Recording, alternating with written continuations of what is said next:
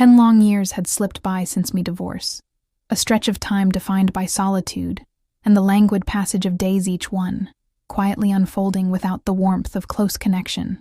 At 45, I had become familiar with the stillness of my vacant house, and the evenings that lingered heavy with a poignant blend of reminiscence and remorse on that Tuesday night. As I reclined in bed, the weariness of the day enveloped me like a thick, suffocating shroud. The house lay in a profound silence, each well known, creak and whisper of the settling walls, providing scant solace. Yet in the stillness of that night, the tranquil solitude was abruptly interrupted by a gentle, tentative knock. The door in the stillness of the night. I jolted upright, taken aback by the sudden noise, a peculiar sensation. Enveloped me this time, an unnameable urgency that caused my heart to flutter, unexpectedly. Then I heard a gentle voice calling, "Mom." A whisper in the dark, tender and unmistakable. As I stood up, my eyes gradually acclimated to the dim light guiding me toward the door. As I opened the door, there stood Aiden, a figure framed in the doorway, though still clad in pajamas. It was evident that the attire now belonged to a young man of 25A. Far cry from the small child I had once known. His expression was timid and hesitant, evoking a profound sense of guardianship within me. I gestured for him to enter with a soft, inviting nod. He paused briefly, contemplating before stepping into the small, familiar room. Alongside me we nestled, together on the bed, a mere sliver of space separating use, a subtle testament to our intimacy, and the silent chasm that time had woven between us. As I reclined in stillness, the comforting warmth of his presence enveloped me, offering a tender reassurance. To my fatigued spirit, I attempted to dismiss the torrent of conflicting feelings that welled up inside me as I observed the undeniable evidence of his growth and transformation over the years. His fragile, uncertain voice pierced the stillness again as he gently murmured, "Sometimes it's just too much." In the delicate instant, I extended my hand and placed it gently on his shoulder, a quiet act intended to express my presence, to show that I recognized the silent anguish he bore. He faced me and extended a warm embrace, one that expressed not aromantic fervor, but a profound familial affection. His arms encircled me with a reassuring grip, and I sensed the steady cadence of his heartbeat resonating through us. The intimacy we experienced was deeply reassuring, a connection that echoed with years of memories, collective heartaches, and the steadfast relationship that exists between a parent and their child. I murmured, "I am present." I remained present, yet within me swirls a tempest of feelings. My heart raced, caught in the throes of our shared vulnerability, as I grappled with the tumultuous blend of protectiveness, regret, and an aching desire for connection that swirled within me. As the night deepened, Aiden's silent resilience started to ease the jagged contours of my solitude.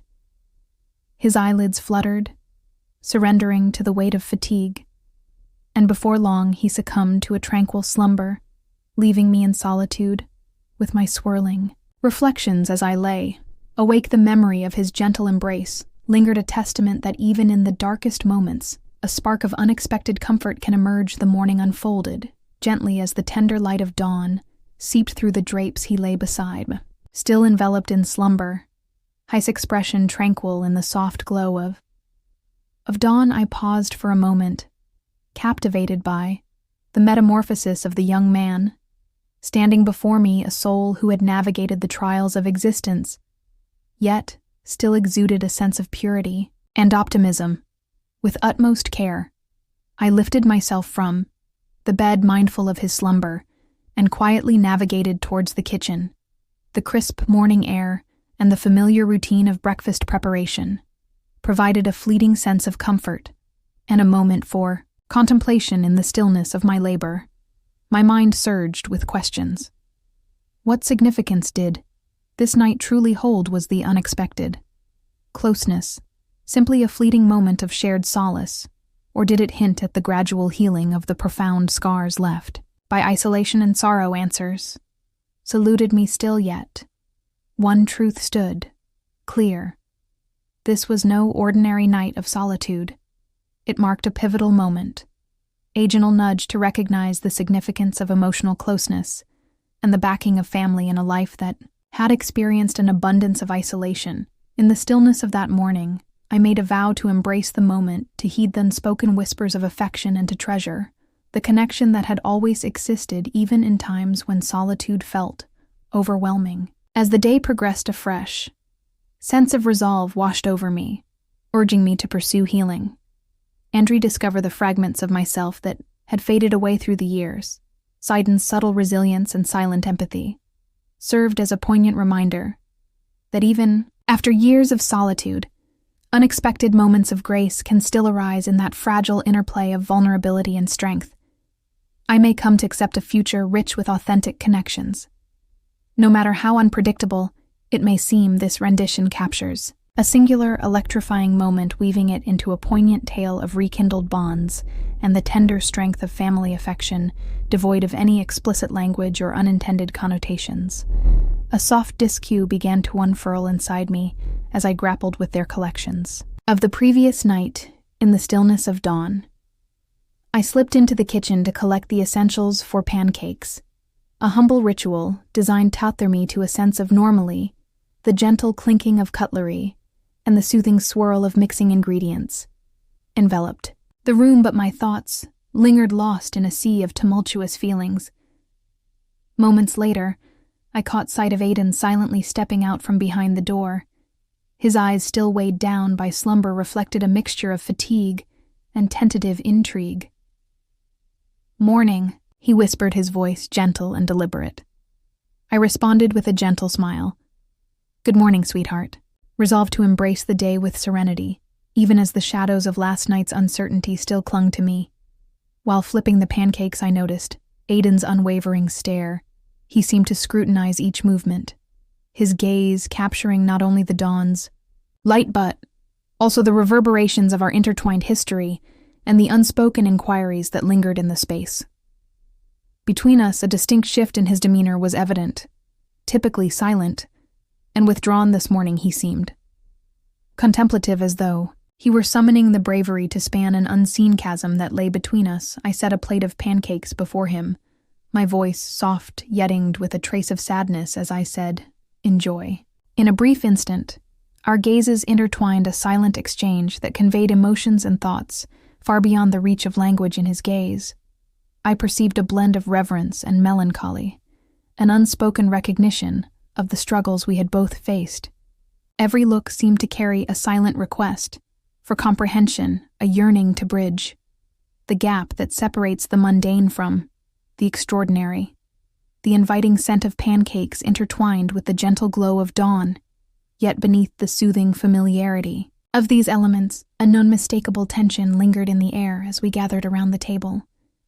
The familiar comfort of our morning was overshadowed by a palpable emotional weight that lingered in the air. Aidan's gaze wandered frequently, as though he were in pursuit of something elusive, maybe the echoes of a bygone era, or perhaps the comfort of a connection that had suddenly transformed in its intensity during breakfast. The quiet between us was not void but rich with annuanced exchange of looks and faint smiles. Every subtle movement, every soft sigh drew my attention, transforming our shared meal into a fragile ballet of feelings. His gaze held a profound intensity, probing for significance in the mundane ritual of preparing breakfast. A quest that echoed the silent unrest stirring within me following breakfast. The house appeared to pause as if in a moment of stillness. I withdrew to the serenity of my room, attempting to assemble the scattered shards of feeling that had emerged so unexpectedly. The hours dragged on, each passing moment resonating with the lingering whispers of that morning. I reflected on the metamorphosis that had occurred within us, how the relentless march of time had altered not just our outward forms, but had also redefined the terrain of our inner selves as dusk descended, and the warm glow of the waning sun streamed through the windows. The soft strain of the day surrendered to a comforting solitude, yet now that solitude carried with it a whisper of hopeful promise.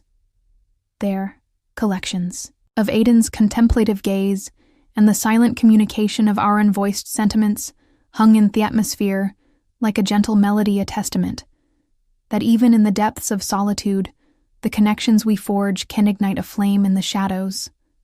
Later that night, as I reclined in bed, the silence wrapping around me once more, I felt a change in the air, as the dim light filtered through my eyes fluttered, open catching sight of a subtle movement, a shadow gliding slowly across the threshold of my room.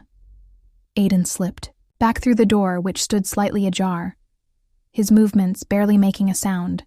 In that serene moment, his presence seemed to transcend mere memories of past doubts, transforming instead into a powerful affirmation of the profound bond we were starting to unearth once more in the quiet embrace of the night, accompanied solely by the gentle murmur of the house. I came to understand that our relationship was transforming into something deeply significant, a collective voyage toward healing and insight. Our connection was not marked by physical proximity. Instead, it was the emotional closeness that blossomed over the years, forged through shared memories, loss, and a silent hope that together we could discover solace in that fleeting instant. I pledged to cherish the quiet bond that linked us, to attune myself to the unvoiced whispers of our souls, and to let the tender instances of our shared existence lead us through the unpredictable paths of our journey while the night stretched on steep.